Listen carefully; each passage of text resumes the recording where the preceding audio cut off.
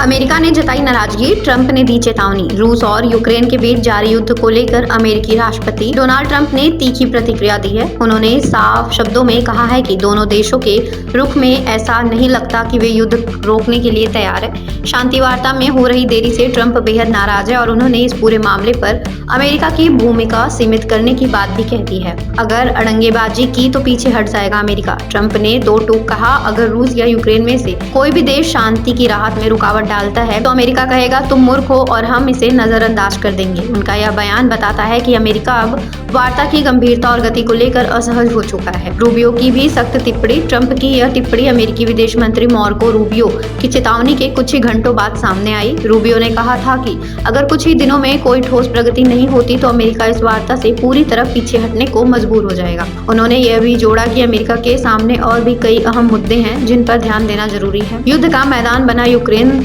रूसी हमले। इस सबके बीच रूस ने यूक्रेन के खार्किव और सुमी शहरों पर ताजा हमले किए हैं। इन हमलों में 2 लोगों की मौत हो चुकी है और 100 से ज्यादा लोग घायल हुए हैं। यह हमला फिर से साबित करता है कि जमीनी हालात अब भी गंभीर है और युद्ध विराम दूर की बात लगती है। शांति समझौते की उम्मीद पर पानी फिरता नजर आ रहा है। ट्रंप प्रशासन ने शुरुआत में यह उम्मीद जताई थी कि वह जल्द ही रूस या यूक्रेन के बीच कोई समझौता करवा पाएंगे, लेकिन अब तक कोई ठोस नतीजा सामने नहीं आया है। अमेरिका अब दोनों पक्षों को ही शांति में देरी के लिए जिम्मेदार ठहरा रहा है। ट्रंप का मानवता वाला तर्क। ट्रंप ने कहा, हम यहाँ किसी राजनीतिक फायदे की बात नहीं कर रहे, हम लोगों की जान की बात कर रहे हैं। अगर कोई भी पक्ष इस प्रक्रिया को मुश्किल बना रहा है तो वह इंसानियत के खिलाफ काम कर रहा है।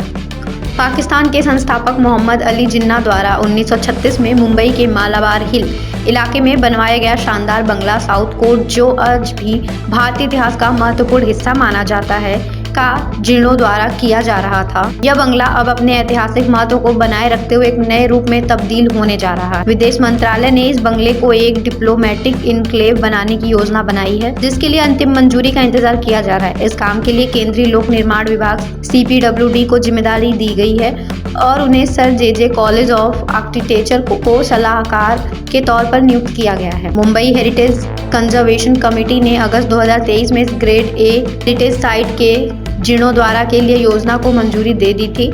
योजना में जिन्ना हाउस के संरचनात्मक बदलाव को ध्यान में रखते हुए कई कार्यों की सूची बनाई गई है। इस परियोजना के तहत जिन्ना हाउस के लगभग 39,000 वर्ग फीट क्षेत्र में बदलाव किए जाएंगे, जिसमें प्लास्टर, पेंटिंग, दरवाजे और खिड़कियों की मरम्मत और दीवारों की नवीनीकरण जैसी प्रक्रिया शामिल है। इसके अलावा पुराने फर्नीचर और झूमरों को सही कर पुनः उपयोग में लाने की योजना है। साथ ही बंगले की चारदीवारी को पुराने डिजाइन के अनुरूप बनाने का भी प्रस्ताव है। इसके अलावा पहली मंजिल पर जगह बढ़ाने और सीढ़ियों को नया रूप देने के लिए जरूरी काम किए जाएंगे। 2018 में प्रधानमंत्री कार्यालय के निर्देश पर जिन्ना हाउस को भारतीय सांस्कृतिक संबंध परिसर से विदेश मंत्रालय को सौंप दिया गया था। इससे पहले विदेश मंत्री सुषमा स्वराज ने 2017 में मालाबार हिल के विधायक मंगल प्रभात लोढ़ा को एक पत्र लिखकर इस बंगले की मरम्मत के लिए विदेश मंत्रालय की योजनाओं की जानकारी दी थी। जिन्ना की इकलौती बेटी दीना वाडिया ने 2007 में इस बंगले पर मलिकाना हक के लिए बॉम्बे हाई कोर्ट में याचिका दायर की थी। उनके निधन के बाद उनके बेटे नुस्ली वाडिया ने याचिका को आगे बढ़ाया था। जिन्ना हाउस को निष्कासित संपत्ति